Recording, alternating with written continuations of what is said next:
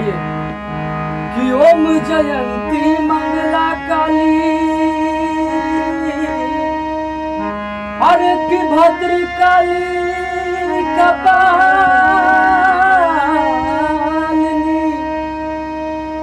दुर्गे क्षमा शिवा धात्री, स्वाहा सुधा नमस्तुते। कि दुर्गे क्षमा धात्री, स्वाहा सुधा। जय हो मैया बोल लीजिए। अरे कि सुर नहीं सुरताल है मैया,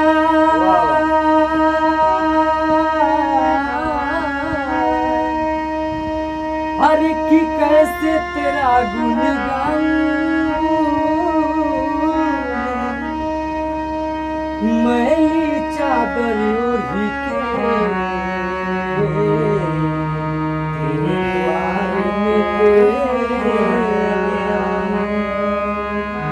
कि तन भी मैला मनु भी मैला, अरे कि तन भी मैला मनु भी मैला, अरे कि दाग के कहे